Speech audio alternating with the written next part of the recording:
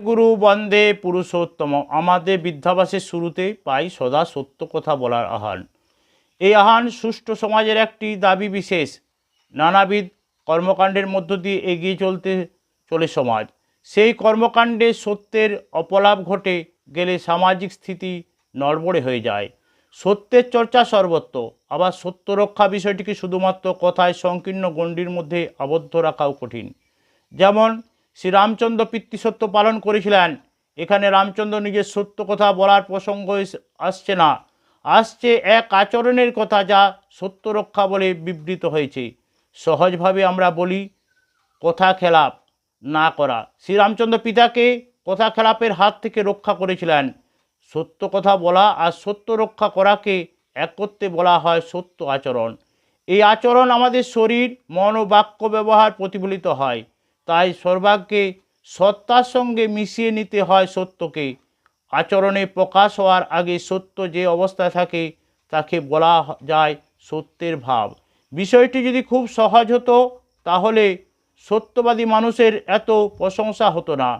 মহাভারতে যুধিষ্ঠিরকে বলা হয় সত্যবাদী যুধিষ্ঠির, অথচ অন্য পাণ্ডবদের মধ্যে মিথ্যা কথা বলার প্রবণতা একটুকু দেখা যায় না। তাই বলা যায় যুধিষ্ঠিরের মতো সত্যবাদী উপাধি শুধুমাত্র তার সত্য কথা বলার অভ্যাসের জন্য আরোপিত হয়নি, তার জীবনের সার্বিক সত্য আচরণের জন্য গড়ে উঠেছে। যদিও তার মধ্যে সত্য কথা বলার একটা প্রধান অংশ। আবার সৎ কথা বললেই যে সত্যবাদী হলো এমনটা বলা যায় না, বলার সঙ্গে ভাবা ও অনুভব করা চাই। এই করতে করতে একজন সত্যের ভক্ত হয়ে পড়ে, কারণ সৎভাব মানেই সত্যের ভাব। উপযুক্ত সময়ে এই ভাব কার্যে পরিণত হয়, যেমন হয়েছিল পরম পুরুষ শ্রী রামকৃষ্ণদেব পিতা ক্ষুদিরাম চট্টোপাধ্যায়ের জীবনে। তিনি থাকতেন কামারপুকুরের পার্শ্ববর্তীদের গ্রামে। সেখানকার জমিদার নিজের স্বার্থ সিদ্ধির জন্য তাকে মিথ্যা সাক্ষী দিতে বলেন, কিন্তু মিথ্যা সাক্ষী দিতে অস্বীকার হওয়ায় জমিদারের কোপে পড়েন এবং ওদের গ্রাম ছেড়ে কামারপুকুরে চলে আসতে বাধ্য হন। তাই বলা যায় ক্ষুদিরাম চট্টোপাধ্যায় সত্য রক্ষা করেছিলেন। সত্যের অপলাপ না করার এখানে সত্য রক্ষা। তিনি জীবনব্যাপী সত্য আচরণ করে গেছেন বলে সংকট সময়ে এইরূপ আচরণ করতে পেরেছিলেন। শ্রী শ্রী ঠাকুর অনুকূল বলেন, তুমি সত্যে অবস্থান করো, অন্যকে সহ্য করে চেষ্টা করো, প্রতিরোধ করো না, শীঘ্রই পরম মঙ্গলের অধিকারী হবে। এই বাণী ক্ষুদিরাম চট্টোপাধ্যায়ের জীবনে মূর্ত হয়ে দেখা দিয়েছিল। কিছুক্ষণ বা কিছুকাল পরে তার গৃহে যুগপুরুষের আবির্ভাব ঘটে। সত্যের জন্য দুঃখ ভোগ করেছিলেন স্বয়ং যীশুখ্রিস্ট। নিজের জীবন বিপন্ন করেও তিনি সত্য প্রচার করে গেছেন।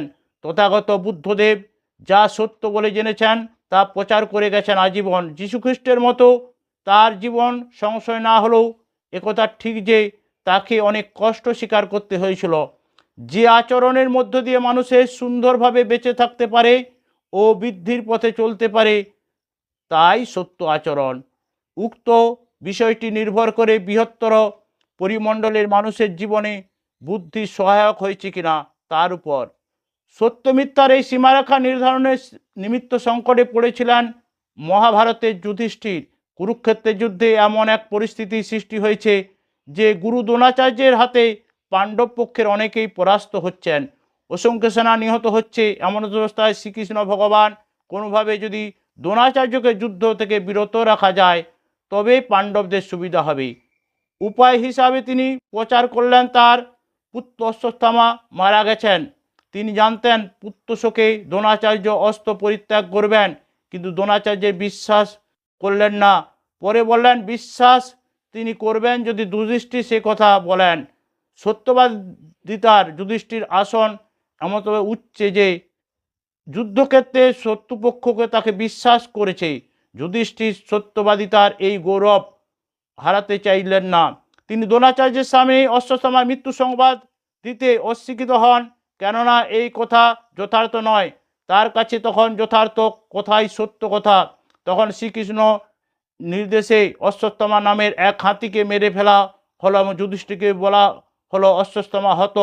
কারণ এবার তো আর এই তথ্য অযথার্থ রইল না। তবু যুধিষ্ঠির যথার্থ কথাটি সত্য পরিণত করার জন্য যোগ করে দিলেন ইতি গজ। এই সময় প্রকারান্তরে তিনি স্বীকার করলেন যে যথার্থ কথাই সত্য কথা নয়। ভাবা হয় যে ইতিগজ শব্দ বন্ধটি অপেক্ষাকৃত আস্তে বলার জন্য তিনি সত্যভ্রষ্ট হয়েছিলেন, কিন্তু যথার্থ কথার যে চিরাকালীন বৈশিষ্ট্য তাতে আস্তে কিংবা জোরে বলার উপর কথার যথার্থতা নির্ভর করে না। সারা জীবন যত কথা যুধিষ্ঠির বলেছেন তা শুরু থেকে শেষ পর্যন্ত একই শব্দ প্রাবল্যে বলেছেন এমন নয়। তবে ইতিগজ অপেক্ষাকৃত আস্তে বলার সময় তার বিশেষ উদ্দেশ্য কাজে করেছিল, তাই তিনি অন্যায় করেছিলেন বা পাপ করেছিলেন।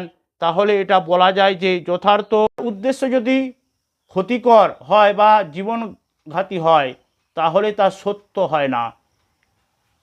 এটাই যদি হবে তবে বিপরীতক্রমে সেই কথা আসে যে কথা মানুষের জীবন বৃদ্ধির কাজে সাহায্য করে তা সত্য কথা।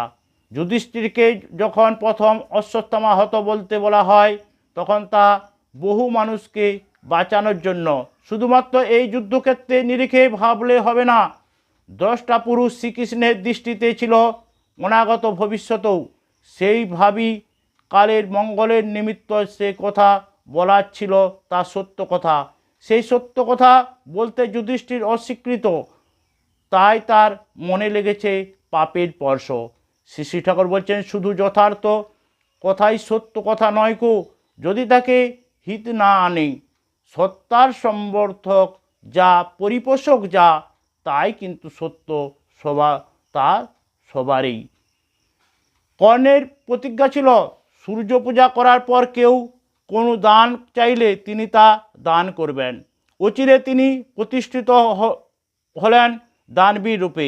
এই প্রতিজ্ঞা যতটা না প্রার্থীর কল্যাণে তার চেয়ে বেশি নিজেকে দানবীর রূপে প্রতিপন্ন করার জন্য।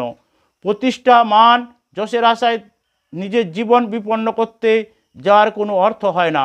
কর্ণ এমনভাবে দান করতে শুরু করলেন যে এক সময় নিজের কবচকুণ্ডলও দান করে দিলেন। অপরপক্ষে পুরুষোত্তম শ্রীকৃষ্ণ কিন্তু কোনো প্রতিজ্ঞার দ্বারা আবদ্ধ নন। ভীষ্ম বা ভীমের মতো জোর গলায় কোনো প্রতিজ্ঞা করেছেন বলে খুঁজে পাওয়া দুষ্কর। তিনি স্বাভাবিকভাবে যা বলতেন সে কথাই রক্ষা করতেন। তার প্রতিটি কথাই প্রতিজ্ঞার মতো। কুরুক্ষেত্রের যুদ্ধের প্রাক্কালে তিনি বলেছিলেন যে তিনি অস্ত্র ধরবেন না, তাকে যাতে দুর্যোধনের দলে যেতে না হয় তার জন্য হয়তো বলেছিলেন। দুর্যোধন দেখলেন শ্রীকৃষ্ণের বিপরীতে রয়েছে 10 সমগ্র নারায়ণী সেনা। যুদ্ধ না করা শ্রীকৃষ্ণের চেয়ে সেনা নেওয়া তো লাভেই বটে, কিন্তু দুর্যোধন হয়তো জানতেন না যুদ্ধক্ষেত্রে বুদ্ধিটা অস্ত্রের থেকে কোনো অংশে কম নয়। সেই শ্রীকৃষ্ণ এত সময় ভীষ্মের দিকে তেড়ে গেলেন। একটা ভাঙ্গা রথের চাকা নিয়ে ভীষ্ম দেখলেন ক্ষত্রিয় শিরোমণি যুধিষ্ঠির রাজসূয়যজ্ঞে নির্বাচিত শ্রেষ্ঠ পুরুষ ক্ষত্রিয়ের নিন্দনীয় কাজ করেছেন। যুদ্ধ করবেন না বলেও রথের চাকা নিয়ে ছুটে আসছেন। কার সামনে এই প্রতিজ্ঞা ভঙ্গ হচ্ছে? সে কিনা দুটি কঠিন প্রতিজ্ঞা করে ভীষ্ম নাম প্রাপ্ত হয়েছেন। প্রতিজ্ঞা রক্ষার জন্য গুরুবাক্যকেও লঙ্ঘন করেছেন। লোকনিন্দা উপহাস সমগ্র কিছুর ঊর্ধ্বে যিনি উঠতে পারেন তিনি স্বয়ং নারায়ণ। সেই যুদ্ধক্ষেত্রেই নারায়ণ জ্ঞানী স্তব করছিলেন মহামতি ভীষ্ম। তার দিক থেকে এমন ভাবনা থাকলেও শ্রীকৃষ্ণ দিক থেকে কথা না রক্ষার মতো কিছুই হয়নি।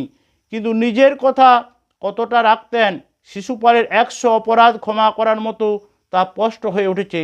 ধরা যাক কেউ প্রাণ ভরে কোথাও আশ্রয় নিয়েছে, সেই গোপন আশ্রয়ের কথা জানা থাকা সত্ত্বেও কেউ যদি না বলে তবে সে সত্যভ্রষ্ট হয় না। এই কারণে শ্রী শ্রী ঠাকুর সত্যের মতন উচিত কথাগুলোকে প্রচলিত ধারণার বাইরে গিয়ে ভাবতেন। উচিত শব্দের ধাতুগত অর্থ ধরে তিনি বলতেন যে কথা মানুষের বিচ্ছেদের পরিবর্তে মিলন হয় সেই কথাই বলা উচিত কথা। যদি যথার্থ কথা অপ্রিয় হয় আর তা পরিবর্তন করে বলা সম্ভব না হয় তবে নীরব থাকাই ভালো। সত্য রক্ষা হলো সত্তা রক্ষার নামান্তর। শ্রী শ্রী রামকৃষ্ণদেব সত্য রক্ষা প্রসঙ্গে শ্রী শ্রী ঠাকুর বললেন রামকৃষ্ণের সব দিয়েছিলেন মাকে, কিন্তু সত্যকে নাকি দিতে পারেননি। সত্য মানে সত্তা, সত্তাকে হারান মানে মাকে হারান। শ্রী শ্রী ঠাকুর এই কথা বললেন। সকলকে জয় গুরু, বন্দে পুরুষোত্তম।